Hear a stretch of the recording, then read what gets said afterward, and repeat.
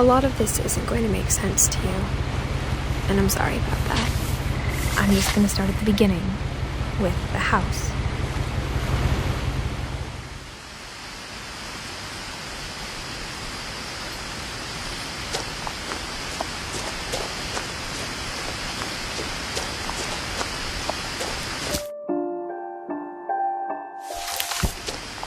I lived here until I was 11, but I wasn't allowed inside half the rooms.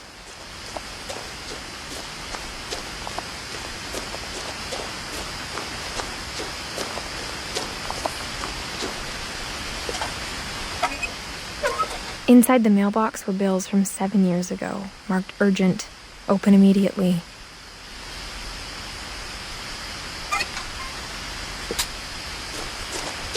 I hadn't been back since my brother Lewis's funeral.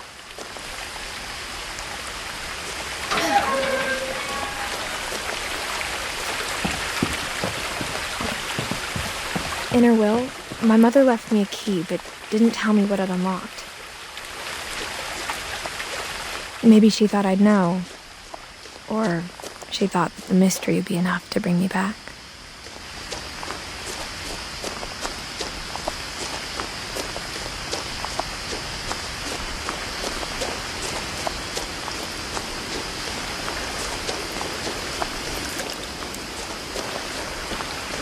The truth is, even after I inherited the house, I never thought I'd come back to it. But now I had questions about my family that only the house knew the answers to. The woods around the house have always been uncomfortably silent, as if they're about to say something but never do.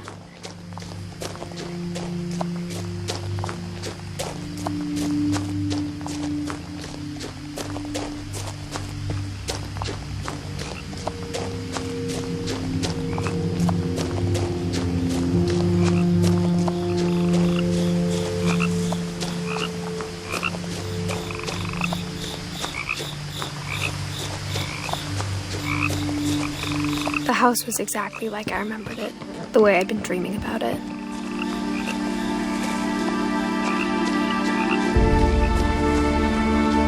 As a child, the house made me uncomfortable in a way I couldn't put into words.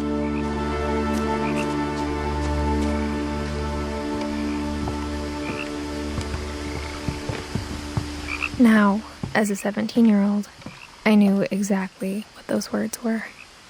I was afraid of the house.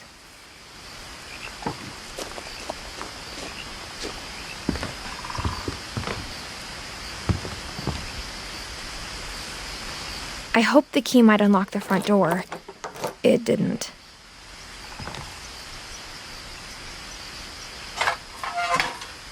Looking in, I felt like the house itself had been waiting for me.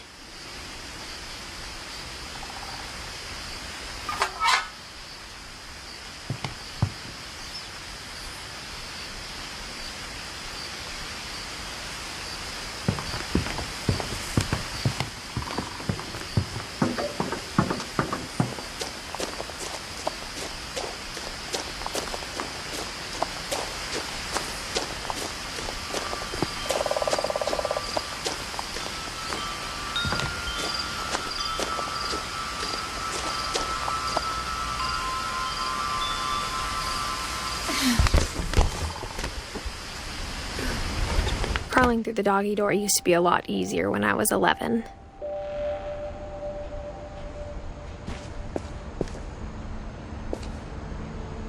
The power had been turned off the night we left.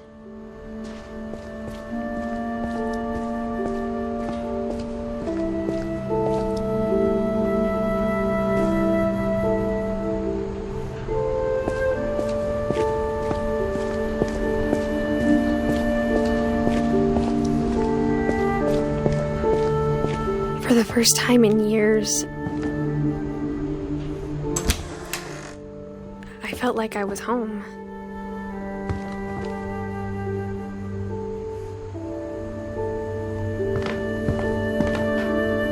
But instead of a family, there were just memories of one.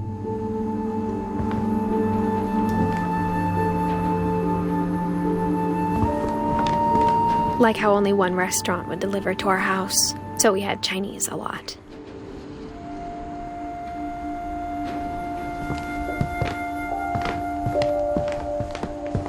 Or how after Louis started working at the cannery, we all got sick of eating salmon. Except our cat, Molly. Nothing in the house looked abnormal. There was just too much of it, like a smile with too many teeth.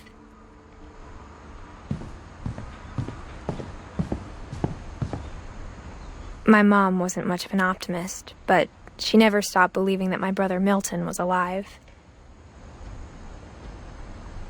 A lot of things got left behind in the whirlwind of that last night.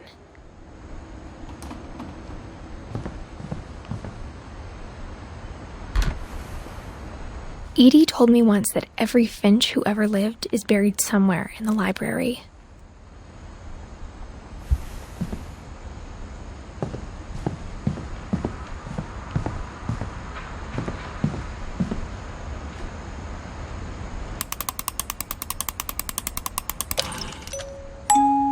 Great-Grandpa Sven built a music box for Barbara, along with the rest of the house.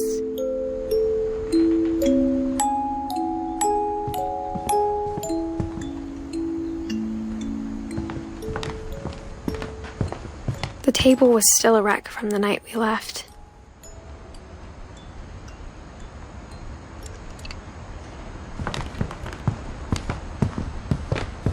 My mom was the only one of us who could imagine Great-Grandma Edie living in a nursing home.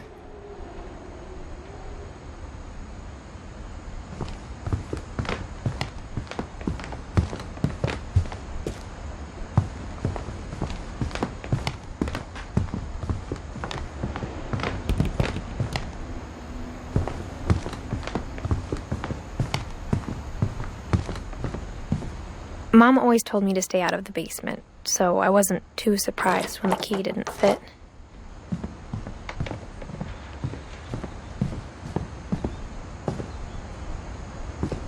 After Milton disappeared, Mom sealed up all the bedrooms. Then Edie retaliated and drilled peepholes.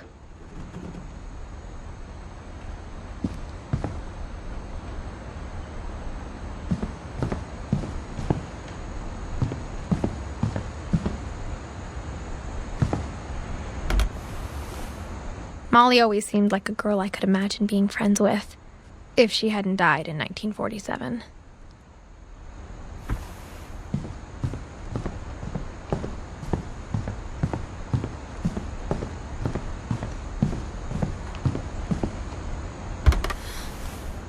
The last time I was in Edith Sr.'s room, I was 10 and she was painting my portrait.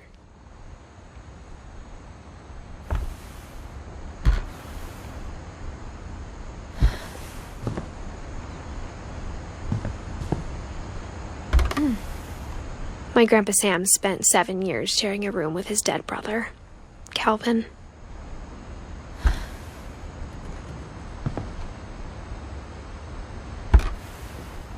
As a kid, I just assumed every house had peepholes and sealed rooms you weren't allowed inside of.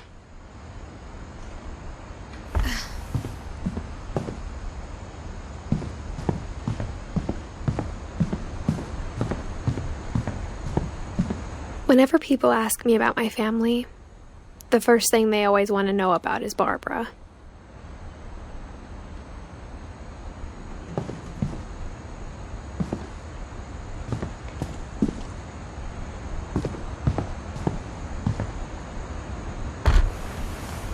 Barbara was a child star for 2 years, until America grew out of it. Edie's father, Odin, built the original house.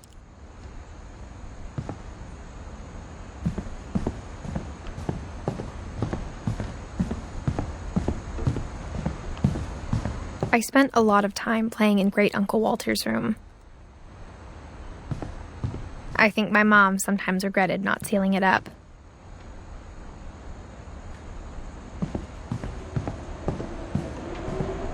Louis told me there were secret passages, but I never believed him.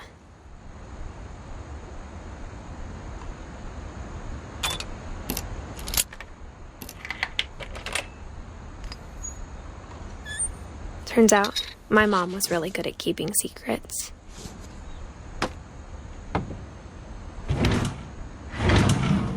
Now it was time to find out what my mom had been afraid of.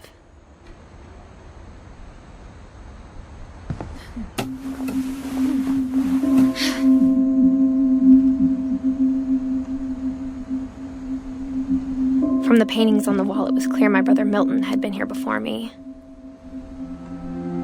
Reading this, maybe it sounds like I had a plan. But I had no idea what was behind that door.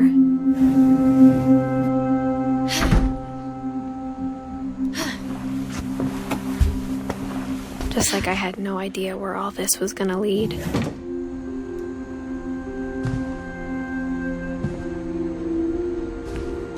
I grew up looking at Molly's room through the peephole. Molly's gerbil had a tiny bedroom with its own even tinier gerbil cage.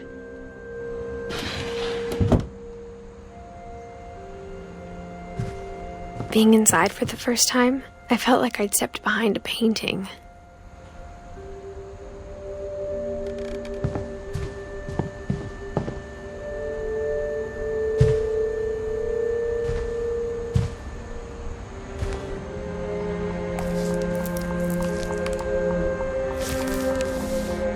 December 13th, 1947. Dear Diary, I'll be gone soon, but I wanted to tell somebody about what's gonna happen. It started when Mom sent me to bed without dinner. I woke up and I was starving, so I looked around for something to eat. The gerbil food was dry, but I didn't mind it.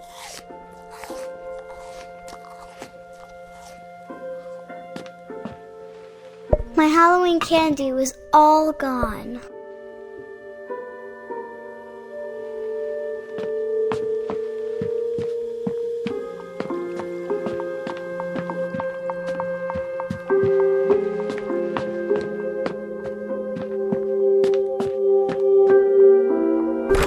Mom, can I come out now? Sweetheart, it's late. Go to sleep.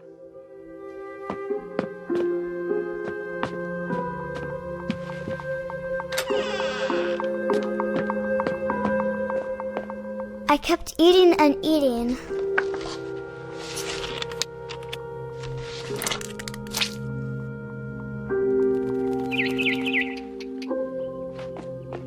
I ate a lot of things that night.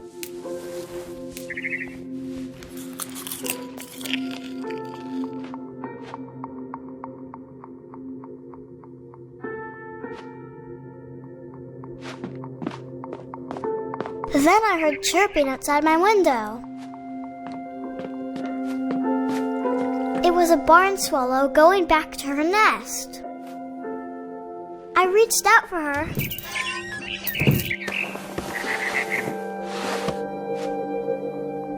And suddenly, I was a cat.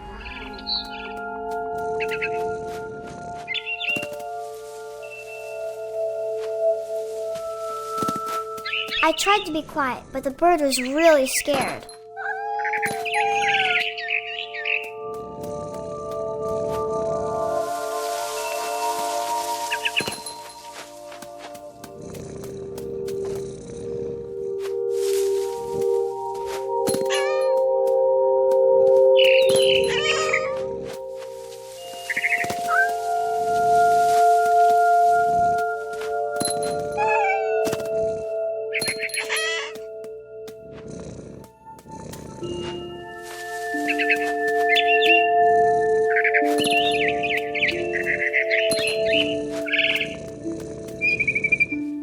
I jumped and I almost got her.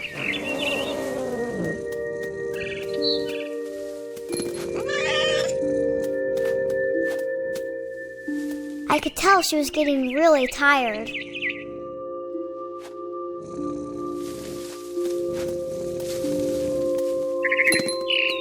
Now I was up in the big tree.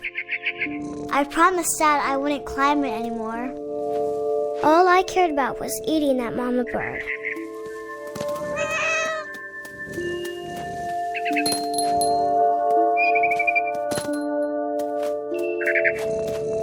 gobbled her up. And suddenly, I was an owl. First, all I heard was the wind. Then I heard little teeth nibbling in the grass.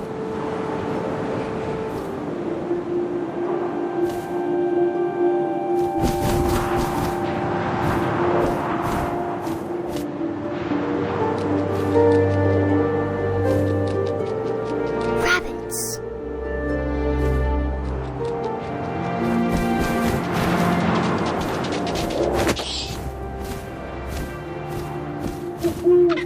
I imagined his face looking up and seeing mine through my talons. I swallowed him up, and I didn't chew one bit. Then I flew off to find something bigger.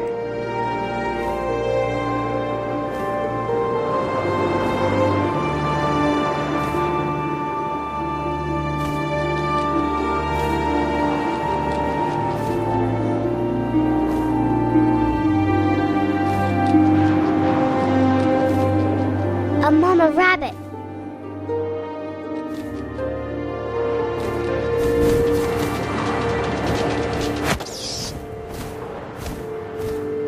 She was almost too big to carry. I started choking, but I couldn't stop eating. And suddenly, I was a shark.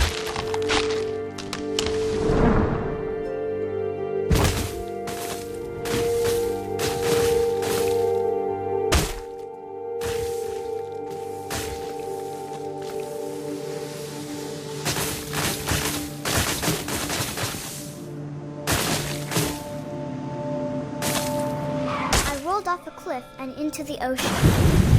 Now, I was hungrier than ever.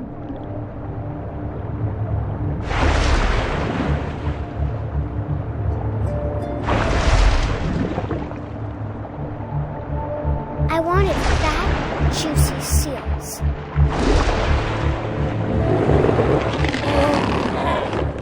I tore off her flipper, and it tasted really good.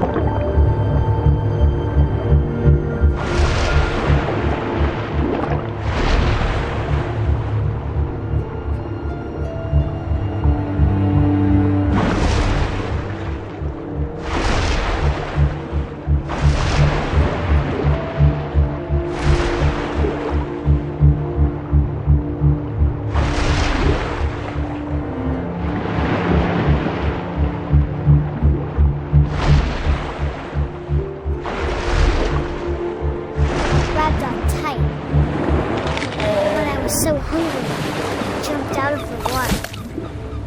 When I opened my eyes, everything had changed.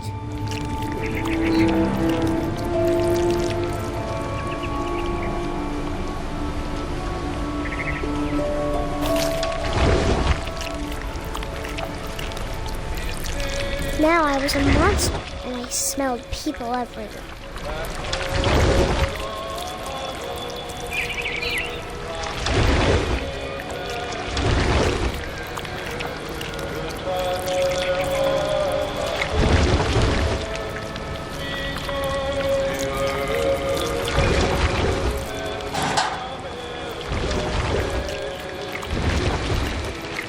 I was big, but I moved real quiet.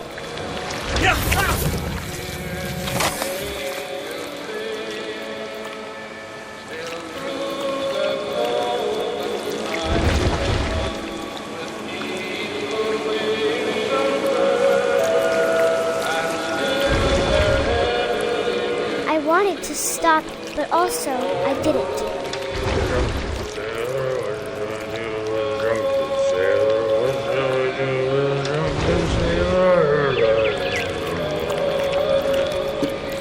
His belly was rusty, his belly was rusty, his belly was rusty razor.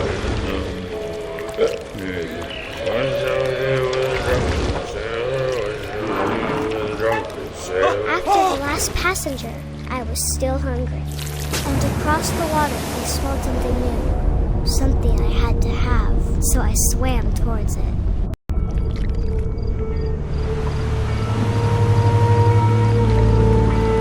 I slithered onto the sand, and the good smell went into an old pipe.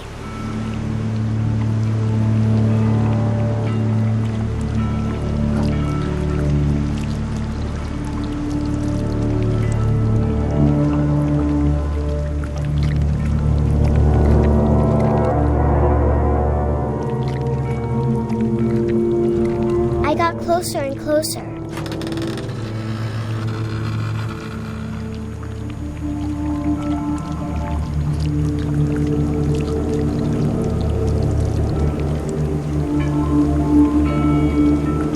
All of my stomach started growling.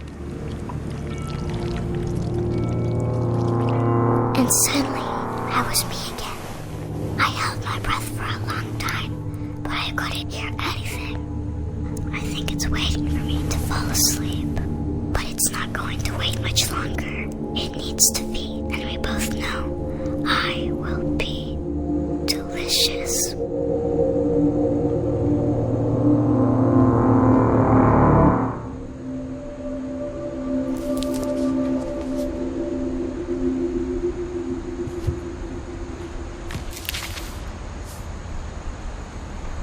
I'm not sure if I believed all of that, but I'm sure Edie would have.